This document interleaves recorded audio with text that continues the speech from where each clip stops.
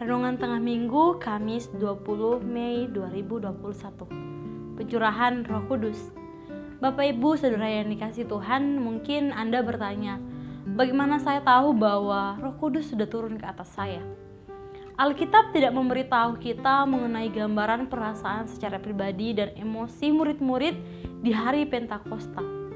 Jadi kita tidak tahu persis perasaan mereka. Tetapi orang-orang yang melihat mereka menyangka bahwa mereka sedang mabuk. Ketika Roh Kudus turun ke atas umat Allah, maka akan terjadi sesuatu yang tidak dapat dipahami oleh dunia. Karena hal itu merupakan karya Adi Kodrati. Setiap orang yang telah mengalami pencurahan Roh Kudus pasti bisa merasakan dan mengetahui bahwa dirinya telah dipenuhi Roh Kudus. Orang-orang yang dipenuhi Roh Kudus memiliki pengalaman beragam. Ada yang berbahasa lain yang belum pernah mereka ucapkan, menerima penglihatan baru, mengalami kebebasan dalam sebuah keadaan, keberanian memberitahukan firman Allah, memiliki kuasa untuk menyatakan kemuliaan-Nya, ada yang dipenuhi sukacita dan lain sebagainya. Pengalaman macam apapun yang mereka alami, semua adalah pengalaman Pentakosta itu.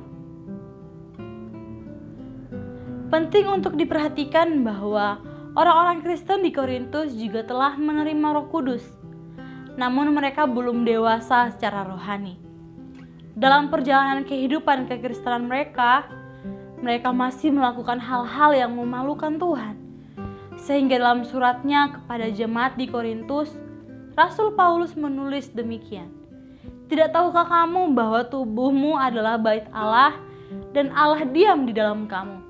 1 Korintus 3 ayat 16. Pengenalan kepada Allah tidak hanya dibutuhkan oleh orang-orang Kristen saat itu, tetapi juga dibutuhkan oleh orang-orang Kristen saat ini.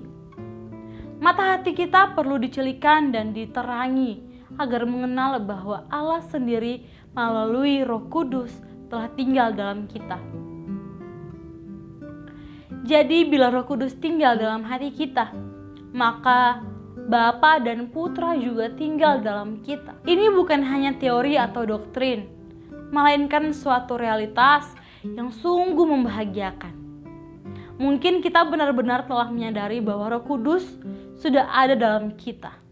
Tetapi sudahkah kita mengenal bahwa Ia adalah pribadi? Bagi banyak orang Kristen, Roh Kudus seolah tidak begitu nyata. Mereka menganggapnya sebagai sebuah pengaruh belaka yang mengarah kepada kebaikan. Dalam pemikiran mereka, roh itu dianggap sebagai pengingat mereka kepada Alkitab. Ketika mereka berbuat jahat dan mencoba menunjukkan kepada mereka bagaimana menjadi orang yang baik. Persoalan yang dihadapi oleh jemaat di Korintus adalah kurangnya mengenal kehadiran Roh Kudus. Sebab itu Paulus menulis kepada mereka, tidak tahukah kamu bahwa kamu adalah bait Allah dan bahwa Roh Allah tinggal di dalam kamu? Bapak Ibu Saudara yang dikasihi Tuhan, oleh sebab itu sebagai jemaat Tuhan, mintalah Roh Kudus tinggal dalam hati kita. Dan dengan pertolongannya kita mengenal Dia lebih dalam segala keinginan dan rencananya di dalam hidup kita. Sehingga kita selalu menyenangkan hati-Nya dan sikap dan perilaku kita. Amin. Tuhan Yesus memberkati.